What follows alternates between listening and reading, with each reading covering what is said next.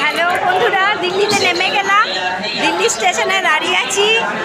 Sealdah new Delhi রাজধানী express থেকে আমরা নেমে পড়েছি নিউ দিল্লিতে। তোমরা দেখতেই পাচ্ছ B13 আমরা ছিলাম, তো সেখান থেকে নেমে পড়েছি। এবার যাব আমরা হরিদ্বার। তো হরিদ্বারে গিয়ে অনেক কিছু ঘোরাঘুরি করব, সব তোমাদেরকে দেখাবো একটার পর একটা ভিডিওতে।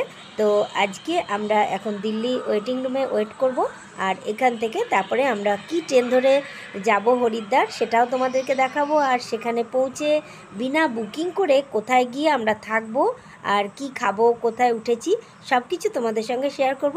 তার জন্য কিন্তু তোমাদেরকে পুরো ভিডিওটা দেখতে হবে। আর তোমরা যারা নতুন বন্ধু আছো অবশ্যই আমার চ্যানেলটা সাবস্ক্রাইব করে তার পাশে বেল আইকনটা প্রেস করে দিও।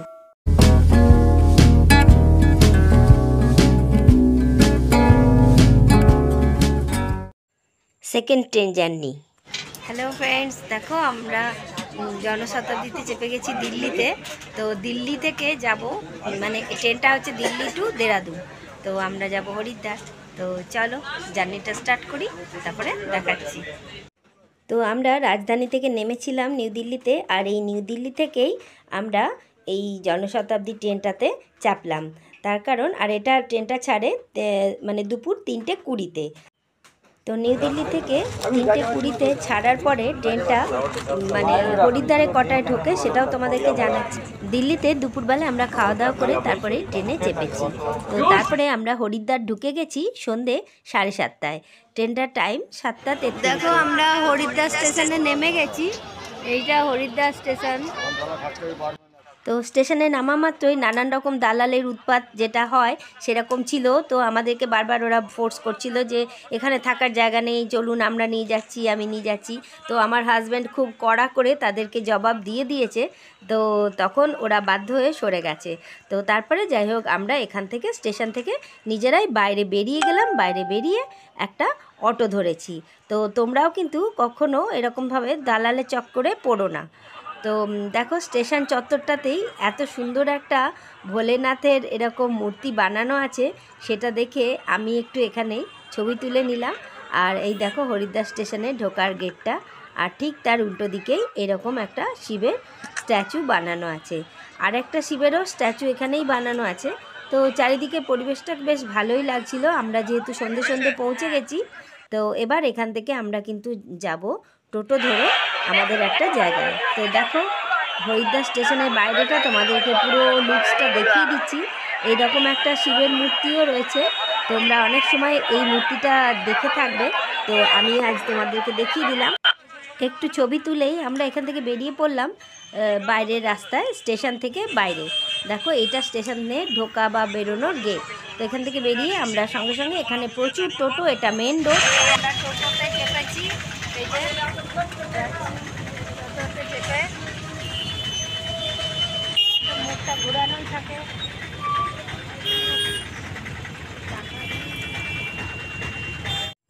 টোটোতে চাপার সময়ই আমরা টোটোওয়ালার সঙ্গে কথা বলে নিয়েছিলাম যে আমরা বিষ্ণুঘাটের কাছে যে ভোলাগিরি আশ্রম আছে সেখানে গিয়ে থাকব, যেটা সবথেকে পুরনো ভোলাগিরি আশ্রম, সেখানে গিয়ে কিন্তু থাকব। তো আমাদের সেখানে বুক করা আছে। এটা এমনিই বললাম, কিন্তু আমাদের বুক করা ছিল না।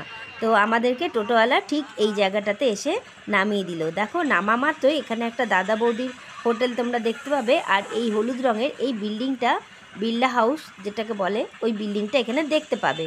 তো এই মোড়টাতে নামানোর পরে আমরা চলে এলাম একটুখানি হেঁটে এসে বিষ্ণুঘাটের কাছে এই ভোলাগিরি আশ্রমে। তবে যখন চারধাম যাত্রা চলে সেই সময়ে এখানে আসতে গেলে আগে থেকে একটু ফোন করে আসলে ভালো হয়, তাহলে ওরা একটা রুমের ব্যবস্থা ঠিক করে দেয়। তো যাই হোক আমরা যদিও ফোন করে আসিনি, কিন্তু আমরা যেহেতু এখানে আসি আমরা বললাম, সেই কারণে আমাদেরকে একটা রুমের ব্যবস্থা করে দিল। আর মেম্বার বেশি থাকলে তার ব্যবস্থাও খুব ভালো করে দেয়। আমাদের এইটা পুরো হল বারান্দা। এইখানে এই পুরো হলটার মধ্যে এইখানে শুধু একটাই রুম আছে, এই ছাদের ঘরে। এটা রুম নাম্বার হচ্ছে 67। এই যে এই রুমটা আমরা পেয়েছি। আর এই যে সামনেই এই দেখো রাস্তা, মেন রাস্তা সামনেই নিচে। আর ওই দূরে ওই দেখো গঙ্গা বয়ে যাচ্ছে, এখান থেকে দেখতে পাওয়া যাচ্ছে। তোমাদেরকে দেখাতে পাচ্ছি, ওই দেখো গঙ্গা এখানে দূরে বয়ে যাচ্ছে।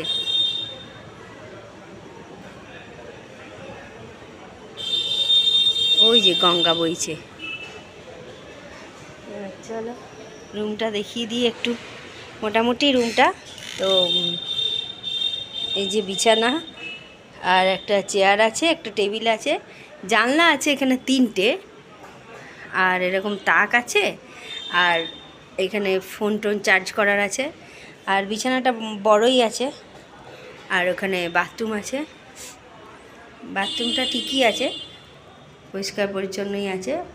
ওখানে জানলা আছে, বেসিন আছে। এবার আমরা ফ্রেশ হয়ে খেতে চলে এলাম ঠিক উল্টো দিকে দাদা বৌদির হোটেলে। তো দেখো এটাই সবথেকে পুরনো দাদা বৌদির হোটেল। আমরা এখানে এসে থালি অর্ডার করে নিলাম। তো থালিতে কি কি থাকছে তোমাদের সবটাই দেখাবো। তো এই দাদা বৌদির হোটেলটা কিন্তু একদম ভোলাগিরির উল্টো দিকেই।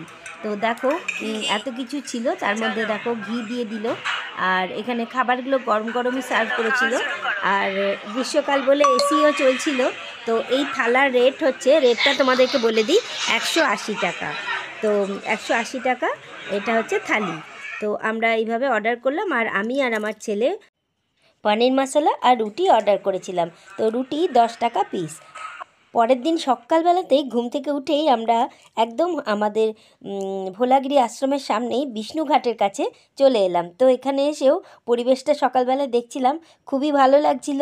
তো সকালবেলাতেই একটু এখানে এসে ঘুরে নিলাম, আর এই হলো বিষ্ণু মন্দির, তাই জন্য এই ঘাটটার নাম বিষ্ণুঘাট। তো ভোরবেলাতেই এরকম বিষ্ণুঘাটের কাছে একটু ঘোরাঘুরি করতে বেশ ভালোই লাগছিল। হ্যাঁ, আর এই যে বিষ্ণুঘাটের কাছে বেশ কিছু ছোট ছোট দোকানপাট খুলছিল। তো সেই সময় আমরা একটু দোকানপাটগুলোতে জিনিসগুলো দেখতে থাকলাম। তো জিনিসগুলো বেশ ভালো লাগছিল দেখতে। তো এবারে দেখলাম একটু অন্যরকম কিছু মূর্তি দেখতে পেলাম। তারপর সকাল সকাল আমরা একটু চা খেয়ে নিলাম।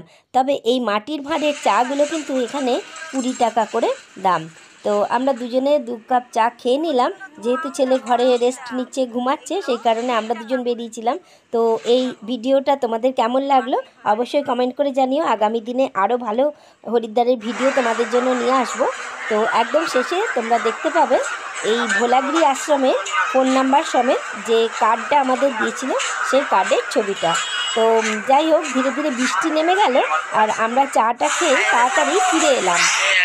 এই ছোট্ট ইনফরমেটিভ ভিডিওটা তোমাদের যদি ভালো লেগে থাকে তাহলে অবশ্যই ভিডিওটা দেখে একটা লাইক করে দিও, আর আমার চ্যানেলটা সাবস্ক্রাইব করে তার পাশে বেল আইকনটা প্রেস করে দিও। তাহলে যখনই আমি ভিডিও আপলোড করব সবার প্রথমে পৌঁছে যাবে। এরপরে আসছে হরিদ্বারের নতুন নতুন ভিডিও।